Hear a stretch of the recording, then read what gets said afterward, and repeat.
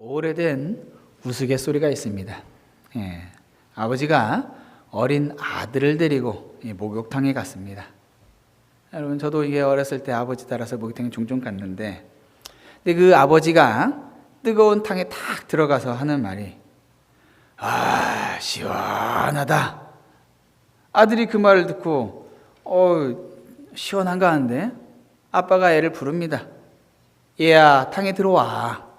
그러니까 아들이 묻습니다. "아빠, 뜨겁지 않아요? 나 뜨거워서 못 들어갈 것 같아요. 온탕이잖아요." 아빠가 말합니다. "하나도 안 뜨거워, 들어와." 했더니 애가 들어갔더니 얼마나 뜨거운지 으악 하면서 그냥 바로 뛰쳐나옵니다. 그러면서 애가 뭐라고 했습니까? "세상에 믿을 놈 하나 없다더니." 오래된 우스갯소리인데 여러분 다 아시는 얘기지만은, 여러분이 어디서 그런 얘기를 들었는지, 세상에 믿을 놈이 하나도 없다는 말을 이 애도 많이 들은 거예요. 몇 년 전에 한 다큐멘터리에서 이 한국 사회의 큰 문제 중에 하나가 바로 이 신용이 없다라는 것을 다루는 내용을 봤어요. 사람과 사람 사이의 신용이 없고요, 기업이 국가를 신용하지 못하고, 국가가 기업을 신용하지 못하고, 직원이 회사를 신용하지 못하고, 회사가 직원을 신용하지 못하는 거예요. 서로가 다 신용을 하지 않으면은 그 개체마다 그것을 위해서 치러야 되는 값이 있어요. 이 검증을 해야 되고, 내가 이것 때문에 이 사람과 거래를 하면서 얼마나 손해보지 않을까라는 이 모든 것들을 하다 보면요, 시간이 느려지고 그 중간에 개입되는 것들이 많이 있고 서류가 많아집니다. 그러면서 어떻게 됩니까? 이것이 개인의 비용뿐만이 아니라 사회적으로 큰 비용이 된다는 거예요. 그래서 한 나라가 경제적으로 발전하기 위해서 제일 중요한 것 중에 하나가 바로 신용이라는 건데, 이 한국 사회에는 이 신용이 굉장히 약하다라고 말하는 거였어요. 그래서 여러분, 미국에서는요, 이 직원을 이렇게 어디 회사에 새로 하이어되거나 할 때 중요한 것 중에 하나가 뭐예요? 추천서입니다. 이 추천서를 신뢰를 하니까 그 추천서가 영향을 끼치는 거예요. 근데 한국에서 추천서는 뭐예요? 이게 형식이에요. 무조건 좋은 소리밖에 안 해줍니다. 내가 이 사람 별로 신뢰 안 해도 거기다 나쁜 소리를 쓰지를 못해요. 그러니까 서로 이게 신뢰하기가 어렵다라는 거예요.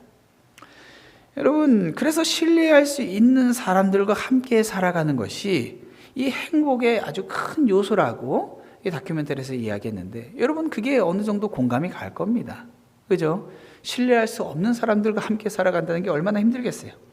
그 예전부터 이 사익감을 데려올 때 다른 건 다 양보해줘도요, 이 사익감이 보증서 주는 놈이라고 할 것 같으면은 이놈한테는 이제 딸을 못 준다라고 하죠. 서로 이렇게 신뢰를 하지 못하기 때문에 그래요. 여러분, 우리 신앙생활에도 참 어려운 문제가 있는데요, 하나님께서 우리에게 세상 어떤 것과도 바꿀 수 없는 가장 좋은 복을 약속하셨는데, 문제는 뭐냐면은 현실의 삶이 녹록하지가 않다라는 거죠. 이 복을 약속하셨으면은 매일의 삶에서 복을 누리면서 살아가면은, 우리 하나님 참 약속하신 대로 신앙생활하니까 정말로 날마다 복을 주시네. 예배 올 때마다 복을 주시고, 헌금 드릴 때마다 복을 주시고, 봉사할 때마다 복을 주시고, 그러면 얼마나 신앙생활이 쉽겠어요. 그런데 하나님께서 주신 이 약속이 매일의 삶에서 볼 때는 실제적으로 잘 경험이 안 될 때가 많다라는 거죠. 좋은 집이나 차, 통장과 같은 이 실물로 주시면 참 좋겠는데, 하나님이 주신 약속은 너무나도 멋진데 우리가 살아가고 있는 이 삶은 굉장히 괴리가 있다라는 거예요. 그래서 신앙생활을 오래 하다 보면요, 성도들의 모습이 이 약속을 어떻게 대하느냐로 나눠집니다. 아주 극소수의 사람들이 이 약속을 끝까지 붙잡습니다. 현실이 어떻든지 간에 약속이 이루어지지 않는 것 같은데, 하나님이 좋은 분이시고 하나님이 내 삶을 책임지신다라고 한 것 같은데, 실제의 삶에서 하나님이 내 삶을 돌보시는 건 맞아? 왜 이렇게 어려운 일들만 생기지? 왜 다른 사람들은 아프지 않는데 나만 아프지? 왜 경제적인 위기를 경험하고 왜 이렇게 힘든 일들이 있지? 그런데 그럼에도 불구하고 끝까지 약속을 붙잡고 살아가는 그런 소수의 사람들이 있어요. 그 사람들은 믿음의 사람이라고 하는 영광스러운 호칭을 받습니다. 근데 반대로 이 대다수는 이 현실이 너무나도 힘드니까, 약속과 현실이 괴리가 있으니까, 하나님을 부정할 수는 없으니까 어떻게 합니까? 그냥 약속을 좀 평가절하해버립니다. 내가 할 수 있는 최선을 다하면서 주님의 약속을 생각하기보다는, 그냥 주님을 의지하기보다는 내 열심, 내 최선으로 그냥 살아가는 법을 익숙하게 다루기 시작합니다. 여러분, 우리는 다 압니다. 내 힘으로, 내 의지로 살아가는 것이 믿음이 아니라 나를 의지하지 않고 하나님을 의지하고 이 약속을 끝까지 붙잡는 게 믿음의 삶이라는 걸 압니다. 그런데 그런 사람이 소수라고 하는 것은 말 그대로 하나님을 믿는다고 하지만 그럼에도 많은 사람들에게 이 약속을 끝까지 붙잡고 살아가는 삶이 그다지 매력적으로 보여지지 않는다라는 거예요. 그러니까 믿음의 삶을 꾸준하게 살아가는 사람들을 보면서 우리가 자주 하는 말이 뭐예요? 야, 그 사람 참 대단해, 참 훌륭해, 이렇게 말하잖아요. 그렇게 살아가는 게 쉽지 않기 때문에 그렇다는 거예요. 그렇다면은 분명히 옳은 길이 있는데 그 옳은 길이 살아가는 게 매력적이지 않은 것처럼 보여지는 이 현실 앞에서 우리는 어떻게 다수가 걸었던 자기 나름대로의 삶의 방식이 아닌, 세상의 기준으로 봤을 때는 매력적이지 않지만은 정말로 믿음을 가진 사람들이 걸었던, 하나님이 그리고 기대하시고 기뻐하시는 그 좁은 문, 좁은 길의 삶을 살아갈 수 있느냐라는 겁니다. 여러분, 오늘 본문은요, 지난주에서 아브라함의 환상 가운데 나타나신 하나님과 아브라함의 대화예요. 오늘 본문을 쭉 읽어보면요, 계속해서 반복되는 내용이 있는데요, 이 내용이 처음부터 마지막까지 이 땅에 대한 내용입니다. 이 땅, 가나안 땅, 이 가나안 땅 너에게 주겠다라는 내용이에요. 여러분, 근데 오늘 본문 7절이 이렇게 시작합니다. 또 그에게 이르시되 나는 이 땅을 내게 주어서 소유를 삼게 하려고 너를 갈대아인의 우르에서 이끌어낸 여호와니라.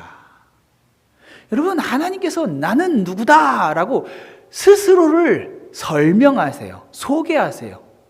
근데 우리가 아는 것처럼 하나님은 그 위대하신 이름, 나는 나다, 스스로 있는 자니라 라고 하는 그런 이름이나, 아니면 예수님께서 자기를 소개하셨던 나는 생명이다, 나는 길이다, 뭐 이런 표현이 아니라 지금 하나님께서 당신을 소개하시는데 그 소개의 내용이 뭐예요?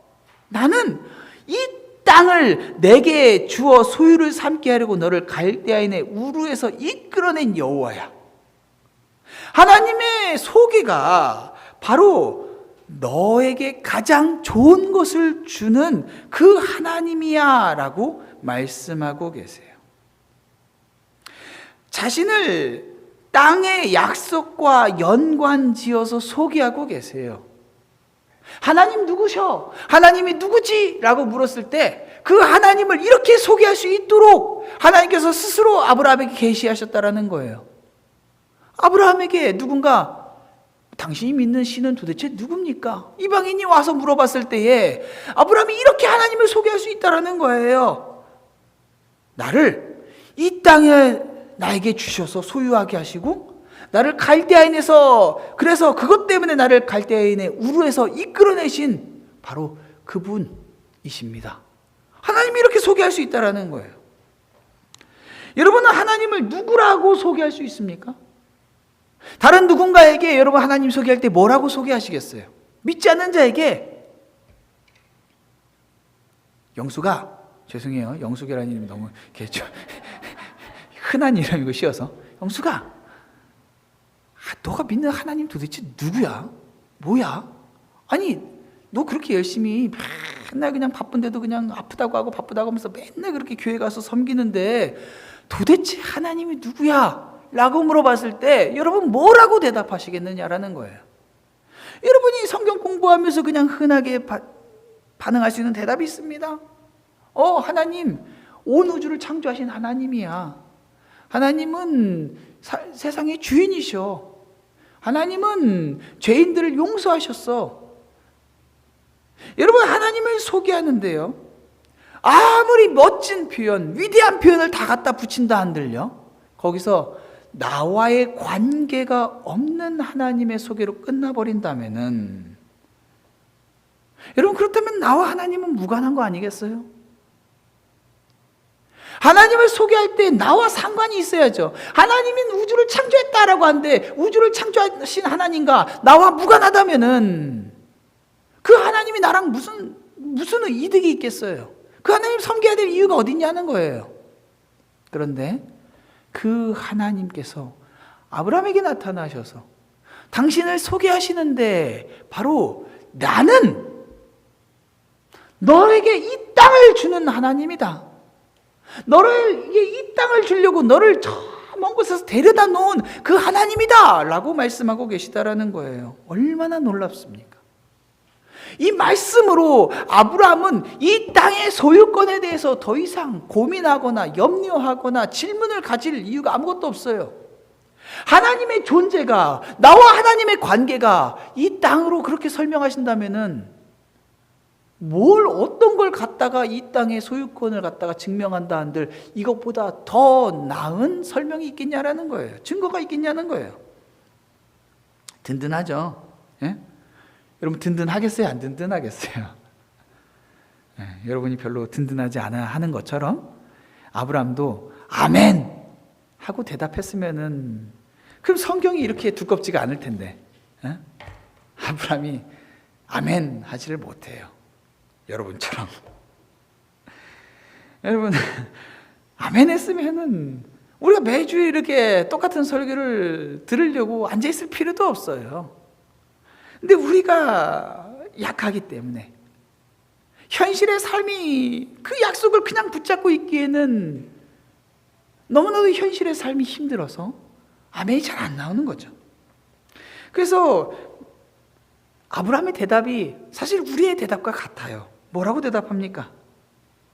주 여호와여, 내가 이 땅을 소유로 받을 것을 무엇으로 알리이까? 여러분, 이 말은요 뭡니까? 한마디로 주님 약속하셨는데요, 솔직하게 탁 깨놓고 얘기했어요. 지금 제가 이 땅에 들어온 지 제가 75세에 이 땅에 들어왔는데 지금 몇 년이 지나도록 주님 한 평도 저에게 땅을 안 주셨네요.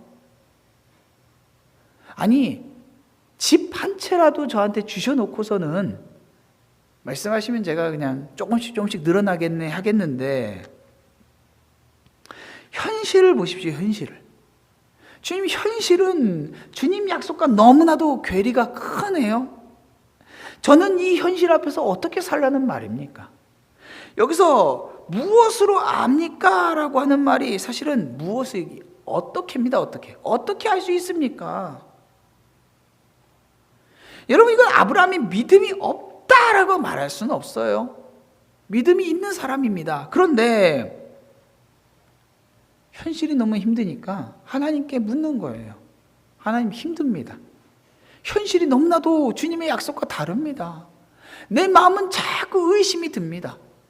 어떻게 해야 됩니까? 어떻게 해야지 주님의 약속을 붙잡을 수 있습니까? 여러분, 제가 어렸을 때 한 번 전에 설명한 것 같지만 제가 좀 이렇게 좀 뭐라고 해야 돼? 이게 하나 꽂히면은 아무튼 그냥 그 꽂힌 걸 어떻게 해서든지 얻어내야 했어요. 그래서 제가 어렸을 때 제일 아주 그냥 지독하게 꽂혔던 게 컴퓨터였어요. 컴퓨터. 초등학교 때부터 컴퓨터를 그렇게 갖고 싶어갖고 친구들 중에도 컴퓨터 가진 녀석들이 거의 없었는데 그거 어디 갔다가 한번 보고선 너무 갖고 싶어서 아버지한테, 아빠라 했죠. 아빠, 컴퓨터 좀 사주세요. 컴퓨터 있으면 진짜 공부를 잘할 것 같아요. 옛날에는 그렇게들 말을 많이 했죠. 아버지가 무슨 필요가 있냐 하다가 어떻게 보시니까 아버지가 나중에는 이 컴퓨터가 다 필요할 것 같구나 이렇게 생각하셨어요. 그래서 약속을 하셨어요. 약속을. 그래 아들, 그러면 내가 컴퓨터 사줄게. 근데 지금은 아니야. 좀 기다려. 너가 지금 컴퓨터 가진다 한들 당장 네가 그것을 제대로 충분하게 활용할 것 같지도 않고 우리 형편이 또 당장 이것들을 사다가 놓기에는 다른 것들을 또 써야 될 것들이 있으니까 좀 기다려. 아버지가 약속을 해주셨어요.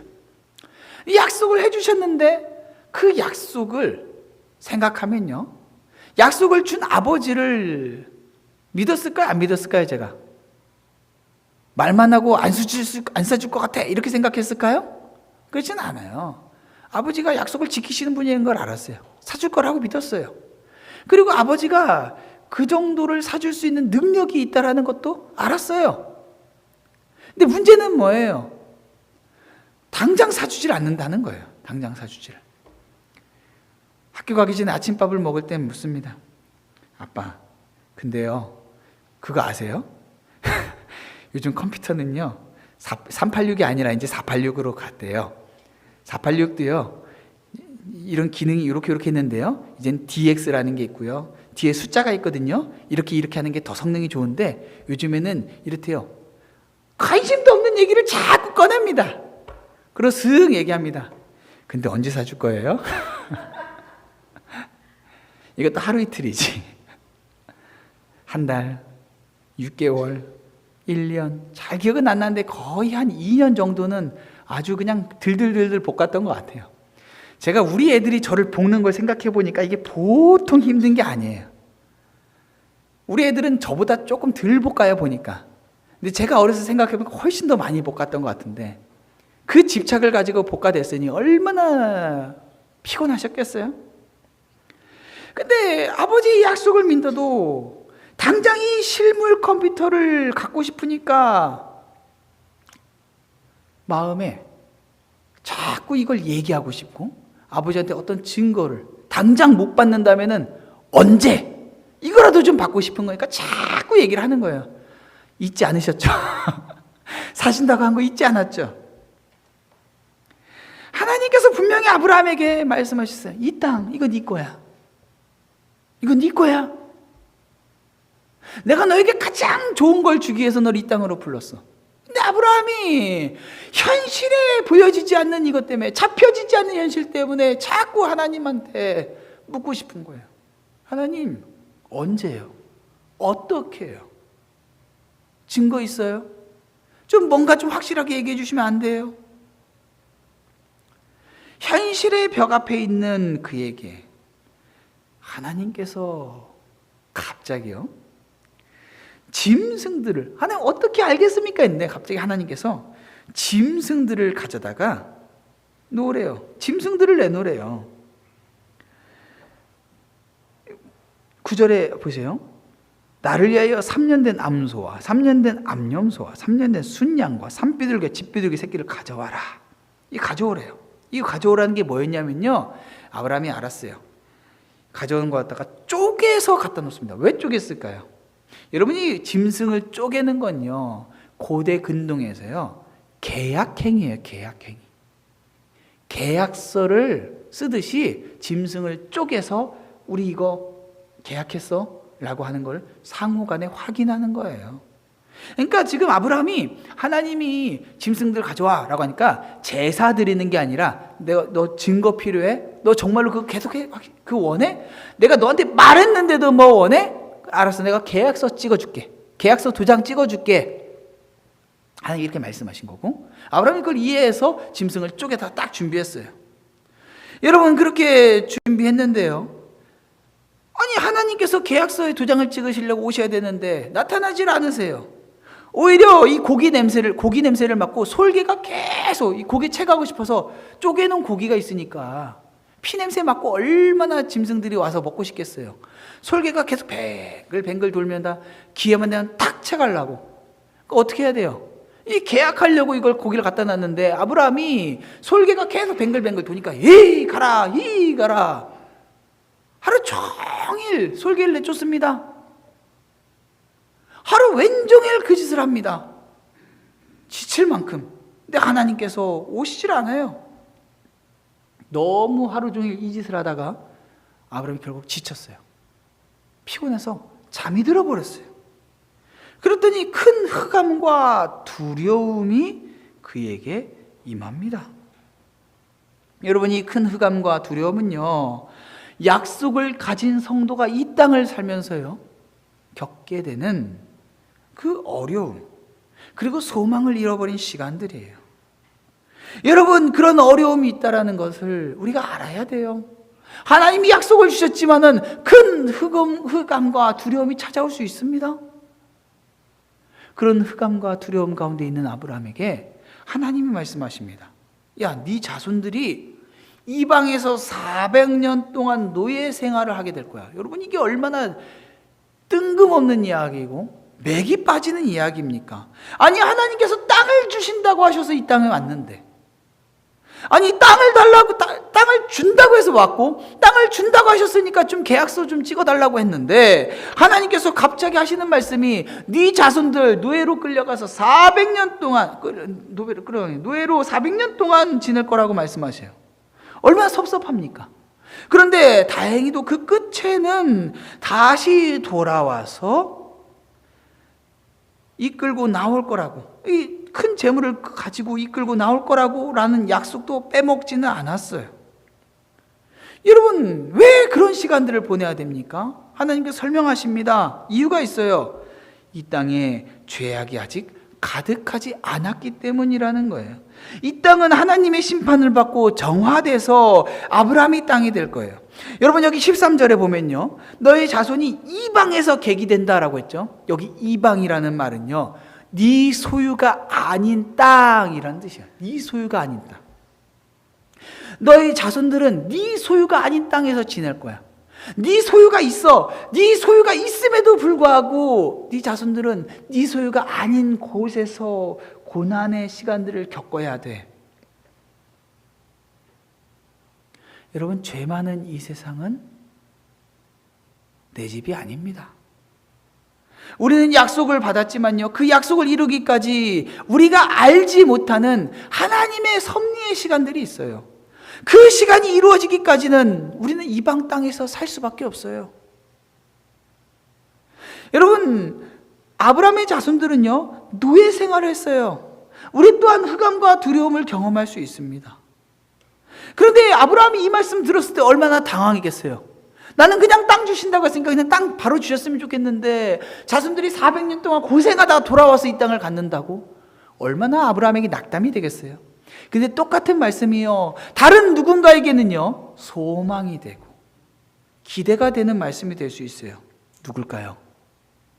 바로 이 글의 원독자, 모세와 함께 출애굽해서 모세의 말씀을 받은 이스라엘 백성들에게 이 말씀은 어떻게 들려질까요? 우리 조상들이 400년 동안 애굽에서 노예 생활하다가 이제 드디어 모세와 함께 출애굽해서 가나안 땅으로 들어가고 있는 이스라엘 백성에게 이 말씀은 낭만과 섭섭함의 말씀이 아니라 소망과 기쁨, 즐거움, 약속의 성취라고 하는, 정말로 그들이 그 땅에 들어가야 될 당위성과 기대감을 주고도 남음에 부족함이 없는 그런 말씀이라는 거예요. 여러분, 우리는 신앙생활하면서요, 이 땅을 살아가면서 많은 흑암과 두려움의 시간들을 경험하게 됩니다. 근데 여러분, 염려하지 마세요. 왜요? 이 흑암과 두려움은 이미 지나간 시간들이고요, 우리는 약속의 성취를 경험한 사람들이에요. 그래서 또 다른 종류의 흑암과 두려움을 어느 정도 경험할 수 있겠지만은, 여러분, 그걸 볼 때마다 우리는 오히려 정말로 그 흑암과 두려움을 몰아내고 성취된 약속이 오늘날 우리의 삶에서 또 성취될 수 있다는 것을 믿으면서 살아갈 수 있다는 거예요. 흑암과 두려움이 어떻게 끝났습니까? 아들 예수 그리스도가 오시면서 끝났어요. 이미 2000년 전에 우리를 위하여서 하나님께서 아들을 아낌없이 보내셨어요. 그렇다면은 우리는 더 이상 이 흑암과 두려움 가운데에 움츠러든 채로 살아갈 필요가 없어요. 약속의 성취를 누리면서 살아갈 수 있는 자들이에요. 여러분, 그런데 이 17절에 보니까요, 해가 져서 어두울 때, 여러분, 해가 져서 어둡다라는 건요, 아브라함의 마음이 참 답답하고 갑갑한 걸 말해요. 그리고 거기에 보니까요, 뭐가 보입니까? 연기나는 화로가 보였어요. 이 연기나는 화로는요, 애굽에서 노예 생활하는 이스라엘 작손들을 보여주고 있는 거예요. 소망이 없는 거예요. 근데 바로 그때 뭐가 나타납니까? 타는 횃불이 등장해요. 여러분, 이 횃불이 바로 주님의 임재예요. 하나님의 백성 사이에서 하나님께서 그들을 정결케 하시고 어둠과 두려움을 몰아내고 우리를 성결케 하시는 그 불로 등장하시는 거예요. 근데 이 불이요, 어떻게 합니까? 아브라함이 하루 종일 지키려고 했던 쪼갠 그 고기 사이로 지나갑니다. 여러분, 이게 무슨 뜻일까요? 아까 전에 이 고기를 쪼개는 게 계약이라고 말씀드렸죠. 이 계약은요, 그냥 고기를 쪼갠다고 끝나지 않아요. 고기를 쪼개고요, 계약 두 당사자가 쪼갠 고기 사이를 지나갑니다. 고기 사이를 지나가면서 이 쪼개진 고기처럼 너와 나는 하나야 라고 하는 것을 뜻하는 거예요. 이 약속 안에서 우리는 하나가 됐어. 근데 또 다른 의미가 있습니다. 그 쪼개진 고기 사이를 지나가면서, 여러분, 쪼개진 고기를 보면 어떻겠어요? 아까 전에 우리 지사님들이 점심 준비하신다고 저기다가 생선, 살이 발라진 생선, 저는 그것만 봐도 좀, 이 생선 바르는 것도 참 대단하시다 저는 싶어요. 우리 와이프는 그런 거 절대 못합니다. 저도 그렇고 징그러워요. 먹는 건 잘하는데.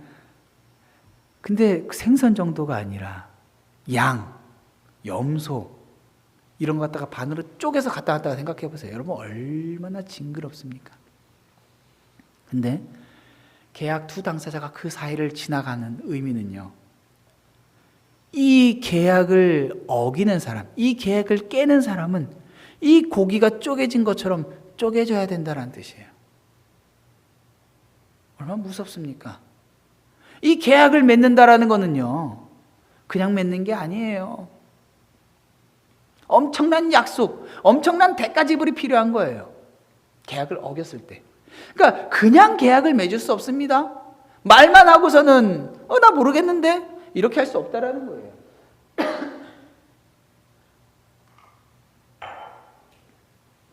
그런데요, 하나님께서 타는 횃불로 등장하셨으면요, 아브라함아 너 거기서, 그리고 딱 서시고 횃불 너는 이쪽으로 와라, 나는 그쪽으로 가겠다 하면서 이렇게 지나가야 될 것 같은데, 그게 당시에 당연한 계약의 모습인데요, 당황한 아브라함 앞에 하나님께서 타는 횃불로 고기 사이를 그냥 지나가십니다.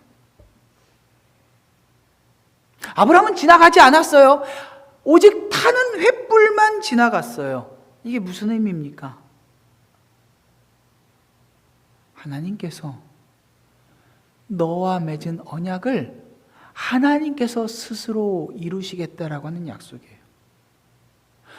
아브라함, 너는 이 약속을 이루기 위해서 너의 능력으로는 안 돼.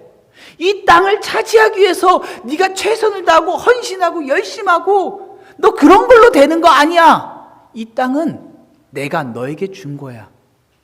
지나가셨어요. 여러분, 온 우주를 말씀으로 지으신 하나님께서 세상 사람들이 만든 그 계약의 법을 그들에게 보여주시면서 그 사이로 지나가시면서 마치 내가 이 약속을 지키지 않으면 내가 쪼개질 거야 라고 말씀하시듯이 그 사이를 지나가신 거예요. 이건 충격입니다. 여러분, 이것보다 더 명확하게 하나님의 약속 성취의 의지를 보여줄 수 있는 것이 있을까요? 놀랍게도 하나님께서 아브라함에게 요구하신 것은 너의 최선이나 너의 헌신이나 어떠함이 아니라 이건 내가 이룰 일이고 너는 그냥 그 자리에서 그것을 바라보며 믿어 라고 하시는 거예요. 여러분, 성도의 삶은요, 그가 얼마나 헌신했느냐, 그가 얼마나 최선을 다했느냐, 얼마나 많은 것들을 바쳤느냐가 아닙니다. 성도의 삶은 다른 걸로 설명이 안 돼요. 오직 믿음입니다. 주님은 우리에게 오직 믿음을 바라세요. 믿음 없는 헌신은 아무것도 아닙니다. 믿음만이 모든 것들을 설명할 수 있는 거예요. 우리는 이 흑암과 어두움 가운데 있는 세상을 어떻게 살아갈까요? 어떻게 고군분투하면서 살아가서 이 땅 가운데서 뭔가 좀 해냈다 말하고 어떻게 좀 내가 열심히 해서 하나님께 영광 한번 올려보겠다. 아닙니다. 하나님은 이미 우리를 통해서 영광 받으시려고 당신의 약속을 우리에게 주셨고 우린 그저 믿으면은 주님은 그 믿음을 통해서 일하신다라는 거예요. 약속은 우리에 의해서 성취되는 것이 아니라 오직 하나님에 의해서 성취된다라는 거예요. 여러분, 그래서요, 뭔가 하나님 앞에 열심히 함으로써 뭔가 받아내려고 하는 것, 하나님 모독하는 겁니다. 열심히 해서 하나님께 뭔가 받아내려고 하지 마세요. 하나님이 이미 뭐라고요? 주셨다라는 거예요. 이미 주신 걸 믿으라는 거예요. 먼저 다 주셨어요. 여러분, 이 불은요, 궁극적으로 예수 그리스도를 가리키는 거예요. 어둠 가운데 소망 없이 살아가는 자들에게 예수 그리스도께서 찾아오셨어요. 그리고 우리의 헌신과 우리의 노력으로 십자가에 달리신 게 아니라 당신 스스로 십자가에 달리셨어요. 아무것도 우리가 한 게 없어요. 주님이 다 하셨고 우리는 그저 달리신 그분을 바라보며 이것이 나의 죄를 위함이라고 믿는 것이 전부라는 거예요. 여러분, 여기 본문의 마지막 18절 보세요. 그날에 여호와께서 아브라함과 더불어 언약을 세웠습니다. 이르시되 내가 이 땅을 애굽 강에서부터 그 큰 강 유브라데까지 내 자손에게 주노니라고 하면서 19, 20, 21절은 어떤 땅을 주셨는지 말씀하세요. 여러분, 내 자손에게 주노니라고 말씀하셨죠. 여기 주었다라는 말은요, 내가 너에게 줄 거야가 아닙니다. 미래형이 아니에요. 이건 완료형이에요. 이미 주었다라는 거예요. 이미 주셨어요. 게다가 이 18절부터 후반부부터 21절까지 어디서부터 어떻게 주는지 다 정해놓고 이만큼이 너에게 준 거야 하고 정확하게 딱 주셨어요. 여러분, 지금 아브라함은요, 가나안 땅의 토지 증명, 뭐라고요? 이게 증명서가 없어요. 땅 문서 없어요. 그런데 손에 잡혀지는 땅 문서보다 더 실제가 있어요. 하나님의 약속입니다. 여러분, 약속을 믿기 어려운 이유가 뭐예요? 사람들이 약속을 지키지 않던지 지키지 못하던지 때문에 그렇잖아요. 세상은 다 그렇습니다. 내가 아무리 신뢰하는 사람이라고 하더라도, 그 사람이 아무리 좋은 사람이라고 하더라도요, 약속을 지키지 않지는 않을 수도 있지만은 지키지 못할 수도 있어요. 않던지 못하던지 그런 경우가 있기 때문에 우리가 약속을 온전히 신뢰하기 어려워요. 그런데 우리 하나님은 달라요. 하나님에게 약속이라는 것은요, 하나님은 말씀하시고 아닌데 하실 분도 아니고요, 못하겠는데 라고 하시는 분도 아니세요. 하나님의 약속은 그 약속 그 자체로 이미 눈에 보여지는 어떤 실제보다도 이미 더 실제인 거예요. 약속하셨으면 그건 이미 이루어진 겁니다. 아멘입니까? 이미 그 땅을 우리에게 주셨어요. 주셨으면 이제 눈에 보여지건 상황이 어떻건 그건 우리 거예요. 이미 소유권이 하나님에게 의해서 우리에게 주어졌어요. 어떤 사람들은 여전히 이 약속이 있지만은 이 세상에서 언제 부도날지 모르는 약속은 받은 것처럼, 이거 안 지켜지면 어떡하지? 이러한 염려와 의심 가운데 살아가는데 하나님에게는 그러한 의심은 어울리지 않는다라는 거예요. 정확한 정확하게 필요한 만큼, 이스라엘 백성들이 살아가야 할 만큼, 넉넉할 만큼 그 땅을 정확하게 제단해서 이건 네 거야 라고 주셨어요. 여러분, 땅이 왜 필요합니까? 아브라함에게 땅이 이게 왜 필요해요? 당장 자기 가족 지내는데 이 땅에 소유권이 없다고 해서 불편하지 않습니다. 땅이 필요한 이유는요, 하나님께서 약속하신 그 자손들, 그 나라를 위해서 필요한 거예요. 여러분, 당장 때가 되지 않는 한 이 소유권 자체는 마음의 문제일 수 있어요. 어떤 사람이요, 수백만 불을 통장에 넣어놓고요, 말년에 정말로 급할 때 쓰려고 한 푼도 쓰지 않고 아주 그냥 짠돌이처럼 그렇게 살아가다가 말년에 어우 이제 힘들다, 이거 가지고 좋은 집도 사고 뭐도 하고 해야지 딱 쓰려고 했는데 그 순간 국가의 경제 위기가 닥치면서 은행이 부도가 나서 그 돈이 다 날아갔어요. 만약에 그렇다고 하면은 이 사람은 지금까지 부자로 살아온 겁니까? 아닙니까? 통장에 돈이 있는데 하나도 쓰지 못하고 결국에는 실물도 받지 못하고 너무나도 안타깝게 불쌍하게 살다가 그렇게 가는 거예요. 근데 어떤 사람은요, 통장에 그런 돈이 없어도 매일 매 순간마다 하나님께서 필요한 만큼 공급해 주셔서 그것들을 정확하게 필요한 만큼 누리면서 살아가요. 남들이 가진 것처럼 어마어마한 제 두 번째, 세 번째, 네 번째 주택은 없어도 내가 지낼 곳 있고, 내가 끌고 다닐 차 있고, 내가 병원에 갈 수 있고, 그냥 그 정도로 딱 그만큼 살아가는 것 같은데, 하나님께서 정말로 필요할 것 같은 때는 그때 딱 공급해 주신다면은, 암만 여기에 저기에 뭐가 있다 한들, 여러분 집이 10채면은 몸을 10개로 나눠서 한꺼번에 살 수 있습니까? 아브라함이요, 당장 이 땅에서 소유권, 사람들이 말하는 증서가 있니 없니 상관없습니다. 아브라함은 이 땅 받았고요, 이 땅을 누리다가 그렇게 살아갔어요.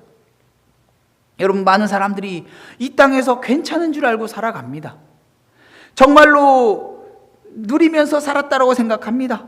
그런데 영생의 문제에서, 삶과 죽음의 문제에서 자신의 부유함이 전혀 자신에게 도움이 되지 못하고 오히려 가난하고 멸망하는 자가 되는 것, 그러한 종류의 삶을 살아가는 사람과 이 땅을 살아가면서 남들 보기에는 별로 그냥 특별하지 않은 것 같아도 가장 든든한 보호자의 약속 가운데 살아가는 삶, 누가 더 행복하고 안전한 삶을 살아가겠어요? 에베소서 1장 3절은 바울은 이렇게 고백합니다. 찬송하리로다, 하나님 곧 우리 주 예수 그리스도의 아버지께서 그리스도 안에서 하늘에 속한 모든 신령한 복을 우리에게 주셨다. 우리에게 주셨어요. 여러분, 우리에게 이미 하나님께서 나는 네 상급이다 라고 말씀하셨고, 이 땅에서 필요한 모든 것도 네 거다 라고 말씀하시고 다 주셨어요.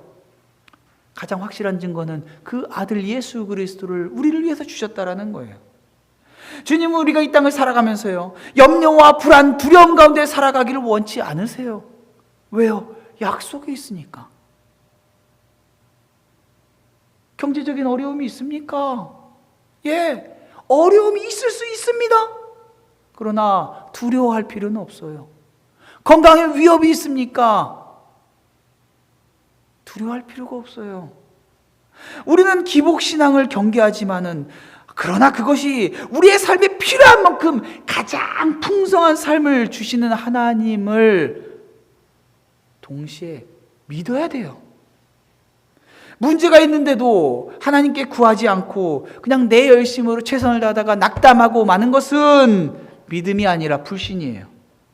주님을 알아갈수록 가지고 싶은 것도, 되고 싶은 것도, 하고 싶은 것도 우리는 점점 더 주님의 뜻에 맞춰져 가요.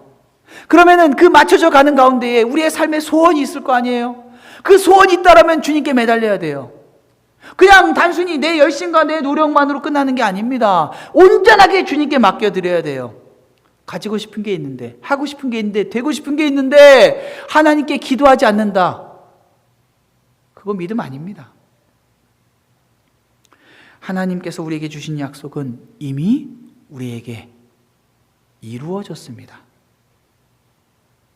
이미 이루어졌습니다. 아멘입니까? 아멘이에요. 여러분, 현실의 벽 앞에 흑암과 어두움에 두려움에 절망하고 낙담하지 마십시오. 이 약속, 누구도 깨뜨릴 수 없는, 하나님께서 친히 쪼갠 고기 사이로 지나가시면서 약속하신 이것, 우리의 삶의 지경마다 복음으로 우리의 삶의 이 복을 누리고, 우리의 가족에게 이 복을 나누어 주고, 우리의 이웃들에게 이 복음을 나누면서 하나님의 약속의 성취를, 그 열매를 매 순간마다 누림으로 주님께 영광 올려드리고, 여러분의 삶 또한 주의 평안으로 가득하시기를 주님의 이름으로 축원합니다. 우리가 잠깐 기도하겠습니다.